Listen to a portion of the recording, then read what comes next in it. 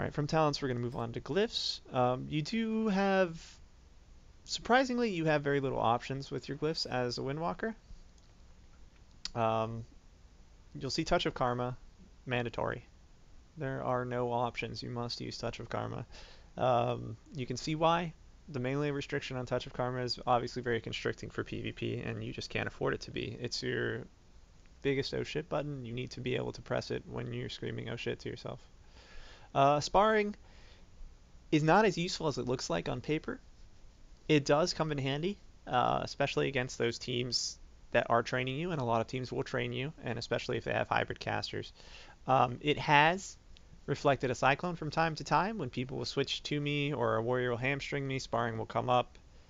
I'll parry his white swing or something, sparring will come up, and I'll deflect a cyclone or I'll deflect a hex or something along those lines. It happens, but it's completely RNG. It's not quite as bad as the spell reflect meta for RNG, but it's definitely completely RNG. I only have it here because it is probably the second most useful glyph we have altogether. And then Touch of Death. I have it because of the 4-piece and because you can't really rely on having 3 chi. You could save chi root for Touch of Death. You wouldn't need the glyph, but to be honest, it's really just not that useful. As far as other major glyphs goes that would be useful for Windwalker, you have Stone Skin. Obviously good against Feral Druid teams, but other than that, wouldn't use it. You could use it over Touch of Death in this situation. I would definitely keep sparring against Feral Druid teams.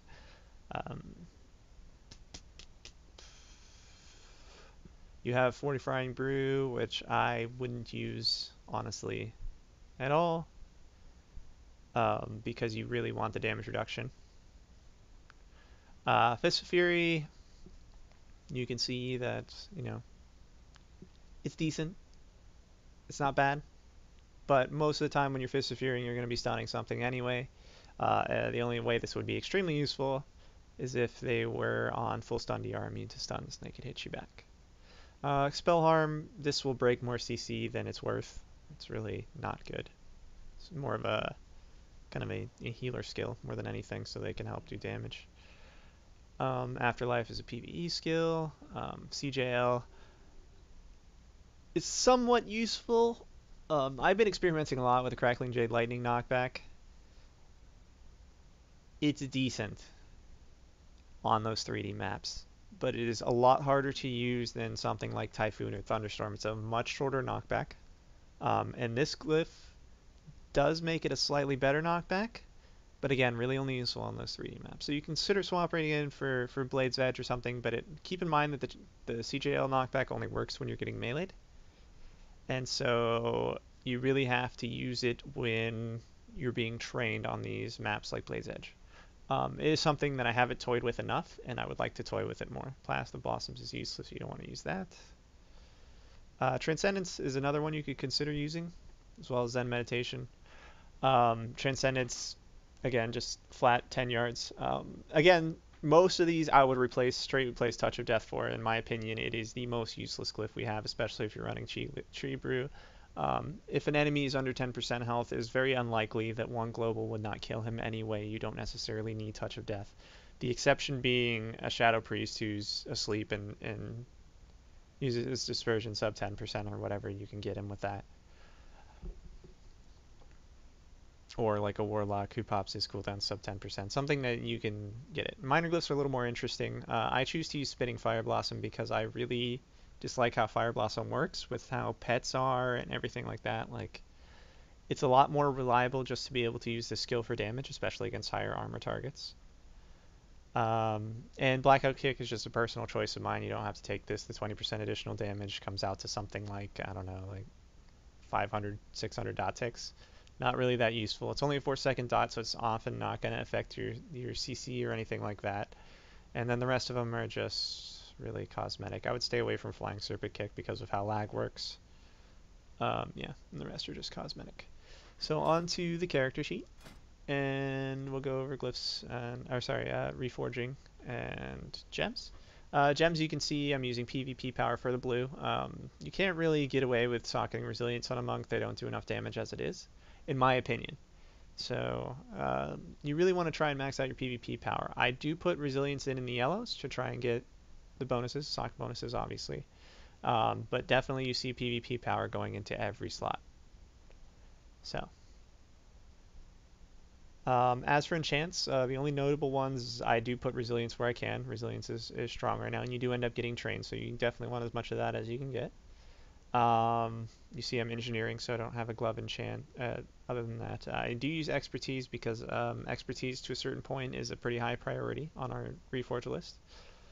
Um, you definitely want it up to a certain point, and any more of it won't hurt you except against classes that don't parry. So that's actually onto our Reforge list when we go over stat priorities. So I'll go over that more clearly now. Um, you can see, according to my stat sheet, there's a melee here. Most important things, you see that my hit's 3%. You need 3% and expertise over 3%. You can see the expertise over 3% because the dodge chance against the level 90 target will be 0, which will cancel out all the dodges by those nasty mages and such, which is important. I go a little higher than that because of racials. You don't want a racial to cause, you don't want to be dodged or anything like that. So you go a little bit higher. And then anything higher than that, you're just trying to counter parry. The cool thing about parry is it doesn't work on stun target, or a stun target can't parry. You can't parry from behind, and casters don't parry. So you really only benefit from having more expertise than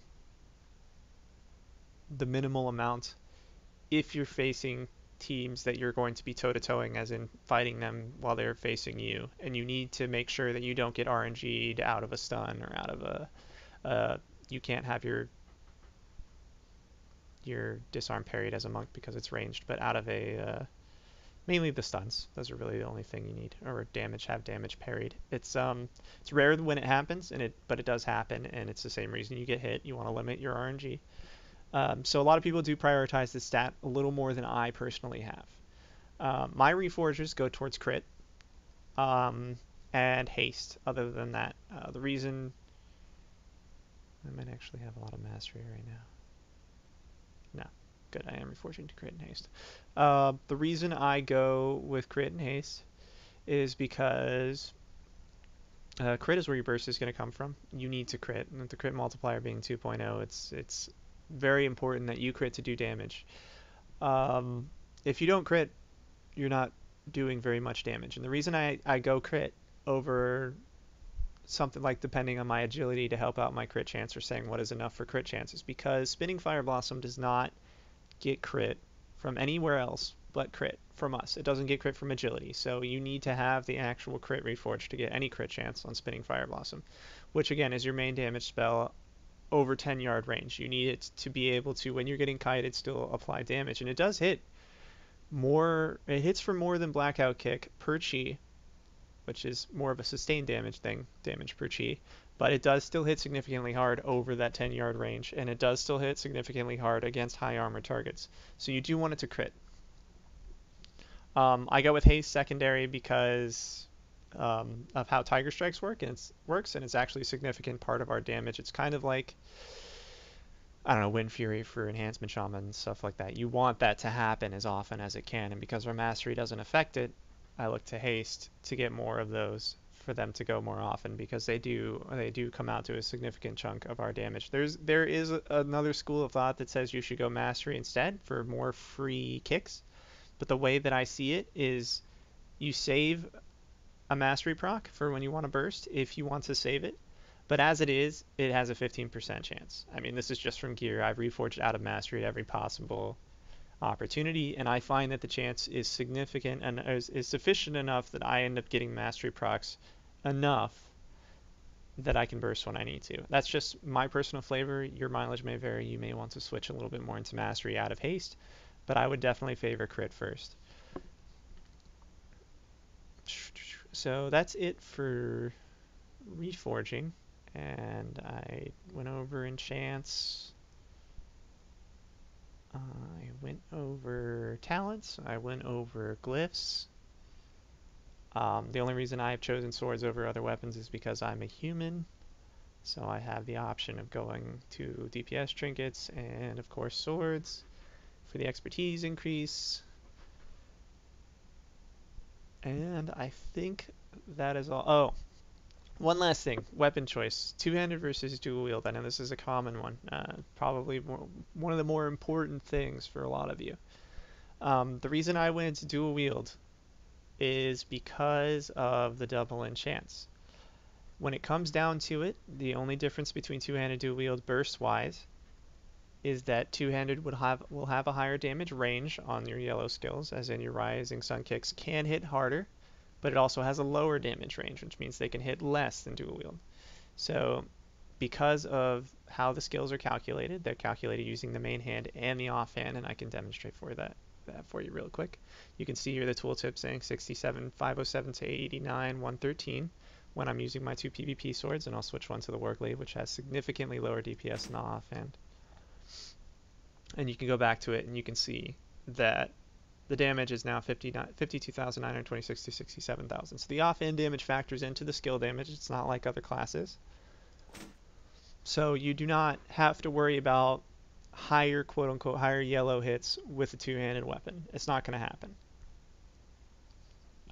Again, they have a higher range, but not higher damage.